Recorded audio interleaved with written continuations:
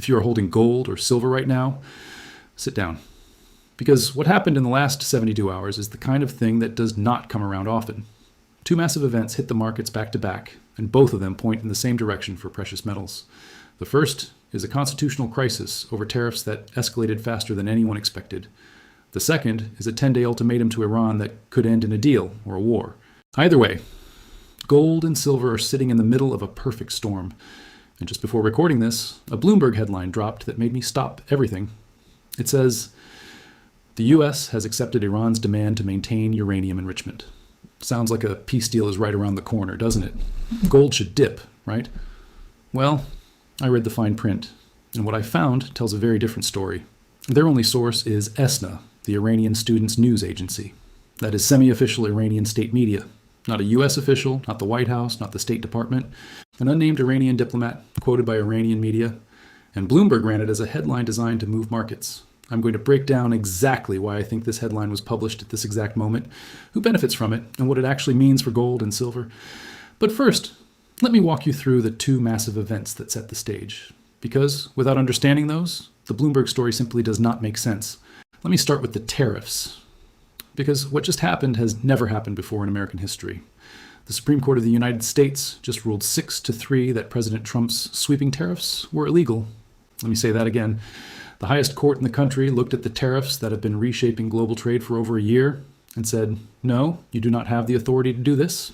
The International Emergency Economic Powers Act, which Trump used to justify almost all of his tariff program, does not give the president the power to impose import taxes. 6 justices agreed, 3 dissented, and it is done. Now, you would think that would be the end of the story. Supreme Court says your tariffs are illegal. You take them down, you move on. But that is not what happened. Not even close. Within hours of the ruling, Trump held a press conference where he called the decision deeply disappointing.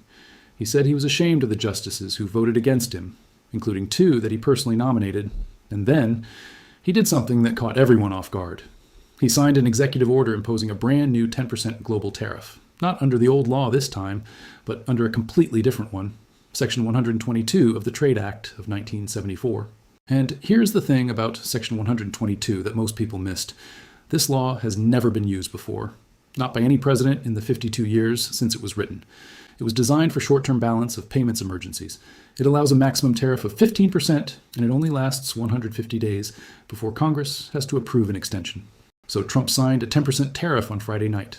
Then on Saturday morning, he posted on social media that he was raising it to 15% effective immediately, the maximum allowed under the law.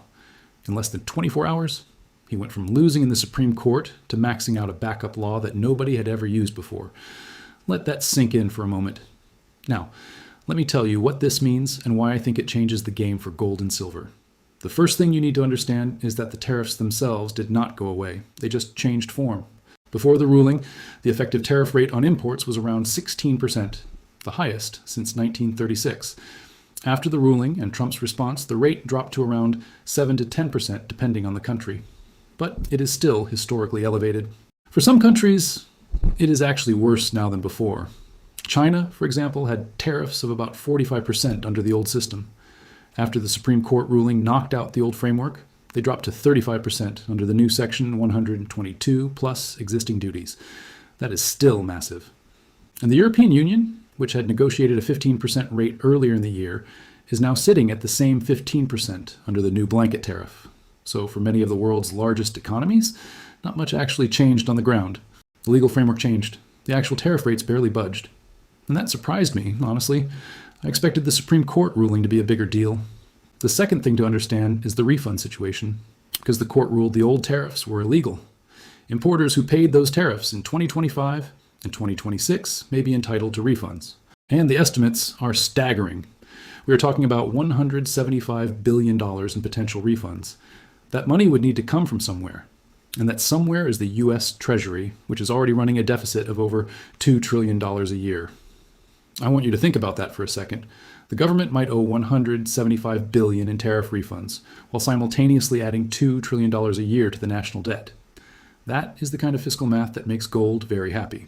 But the bigger picture is what really matters for gold and silver holders. And the bigger picture is this. Uncertainty is not going away. It is getting worse. Before the Supreme Court ruling, there was one tariff regime. It was high, but it was predictable. Companies knew what they were dealing with.